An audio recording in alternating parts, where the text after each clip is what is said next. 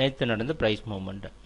Market வந்து இங்கே கீழே டேட் இருக்குது. இதுதான் ஓப்பனிங். நேற்று 428 ஓப்பன் ஆகி ட்ராப் ஆகிட்டு நம்ம எதிர்பார்த்த மாதிரி இந்த 425.5 இந்த ஜோனில் சப்போர்ட் எடுத்து 3 பவுன்ஸ் பேக் ஆகிருக்கு. கீழே ட்ராப் பண்ண இந்த ஜோன் 425.5ன்றது நல்ல மார்க்கெட்டுக்கு ஒரு சப்போர்ட்டாக இருந்திருக்கு.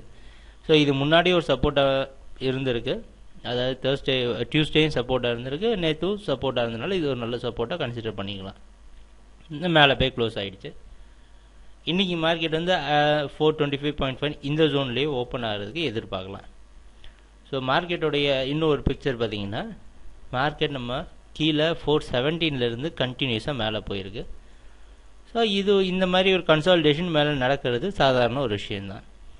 ஆனால் நேற்று மார்க்கெட்டை பொறுத்த வரைக்கும் மார்க்கெட் நீங்கள் ட்ராப் ஆகிறதுக்கு சான்ஸ் இருக்குது அப்படின்ட்டு தான் சொல்லுது. பட் மூவிங் ஆவரேஜ் மேலே இருக்கிறதுனால ட்ரெண்ட் கொஞ்சம் லாங் டேர்ம் ட்ரெண்ட் பார்த்தா பையிங்கில் இருக்குது. ஸோ பை பண்ணணும்னு நினைக்கிறவங்க கண்டிப்பாக மார்க்கெட் ட்ராப் ஆகாமல் இந்த இடத்துல 423.5 மார்க்கெட் மறுபடியும் சப்போர்ட் எடுத்துகிட்டு இந்த ஏரியாவில் சப்போர்ட் எடுத்துகிட்டு மேலே போகிறதுக்கான வாய்ப்பு இருக்குது. 423.5 கீழே மார்க்கெட் வந்து க்ளோஸ் பண்ணால் தான் மார்க்கெட் செல்லிங் அப்படின்ற ஜோனுக்கு வரும். அது வரைக்கும் மார்க்கெட் இந்த ஜோன் வரைக்கும் பையிங்கில் தான் இருக்குது. ஸோ பை பண்ணு நினைக்கிறோம் இது வரைக்கும் பை பண்ணிட்டு கீழே ஸ்டாப் லாஸ் வச்சு ட்ரேட் பண்ணலாம். செல் பண்ணுறதுக்கு பார்த்தீங்கன்னா இந்த ஜோன் நல்ல ஒரு ரெசிஸ்டன்ஸ் பார்த்தீங்கன்னா 428.6 இந்த ஜோன் வந்து நல்ல ரெசிஸ்டன்ஸாக இருக்குது மார்க்கெட்டுக்கு.